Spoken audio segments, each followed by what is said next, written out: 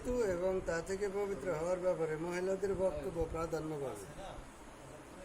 অতঃপর আল্লাহ তাআলা বলেন, তাদের গর্ভে যা রয়েছে তা গোপন করা বৈধ নয়, অর্থাৎ গর্ভবতী হলেও প্রকাশ করতে হবে।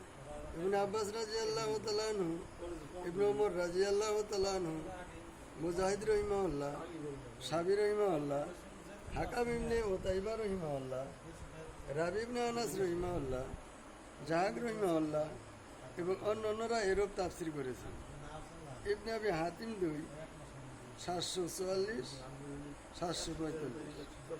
এরপর আল্লাহ তাআলা বলেন, যদি তাদের আল্লাহর উপর ও কিয়ামতের উপর বিশ্বাস থাকে, এর দ্বারা মহিলাদেরকে সম্বোধন করা হচ্ছে যে, সাবধান করা হচ্ছে যে তারা যেন মিথ্যে কথা না বলে।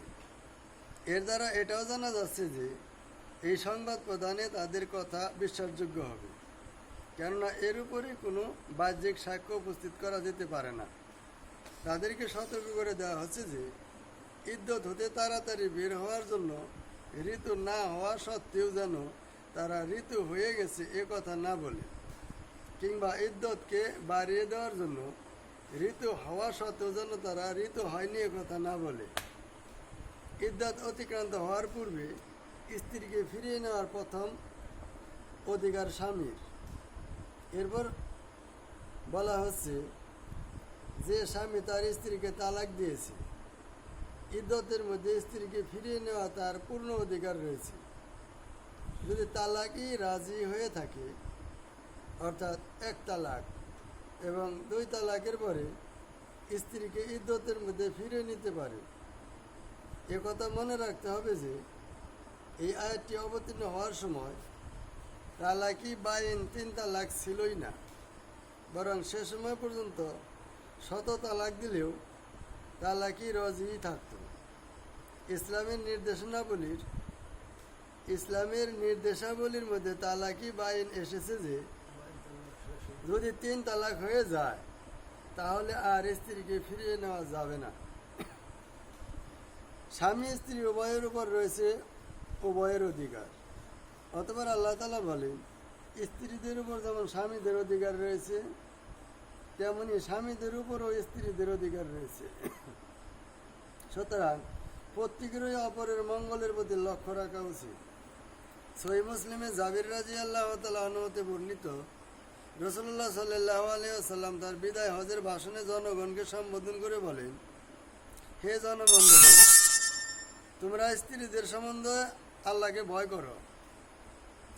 তোমরা আল্লাহর আমানত হিসাবে তাদেরকে গ্রহণ করেছ এবং আল্লাহর কালেমা দ্বারা তাদের লজ্জাস্থানকে বৈধ করে নিয়েছ। স্ত্রীদের উপর তোমাদের এই অধিকার রয়েছে যে তারা তোমাদের বিছানায় এমন কেউকে আসতে দেবে না যাদের প্রতি তোমরা অসন্তুষ্ট। যদি তারা এই কাজ করে তাহলে তোমরা তাদেরকে প্রহার করো, কিন্তু এমন প্রহার করো না যে বাইরে তা প্রকাশ পায়। তোমাদের উপর তাদের এই অধিকার রয়েছে যে তোমরা তাদেরকে তোমাদের সামর্থ্য অনুসারে খাওয়াবে ও পরাবে। মুসলিম 2, 886। বাহজ ইবনে হাকিম রহিমাহুল্লাহ বর্ণনা করেন যে মুআবিয়া ইবনে হাইদাহ আল কুরাইশি রহিমাহুল্লাহ তার দাদা থেকে রিওয়ায়াত করেছেন, তিনি বলেন, হে আল্লাহর রাসূল সাল্লাল্লাহু আলাইহি ওয়াসাল্লাম, আমাদের উপর আমাদের স্ত্রীদের কি কি অধিকার রয়েছে? তিনি উত্তরে বললেন, তুমি যখন খাবে তখন তাকেও খাওয়াবে, তুমি যখন পড়বে তখন তাকেও পড়াবে, তাকে তার মুখমণ্ডলের উপর মেরো না, তাকে গালি দিও না এবং রাগান্বিত হয়ে তাকে অন্য জায়গায় পাঠিয়ে দিও না, বরং বাড়িতে রেখো। আবু দাউদ 2, 606। ইবনে আব্বাস রাদিয়াল্লাহু তাআলা আনহু বলতেন, আমি পছন্দ করি যে আমার স্ত্রীকে খুশি করার জন্য আমি নিজেকে সুন্দর করে সাজাই, যেমন আমার স্ত্রী আমাকে খুশি করার জন্য নিজেকে সুন্দর সাজিয়ে থাকে। তাবারি 4, 532। আর বর্তমান হলো বাইরে বেরেলে সাজে।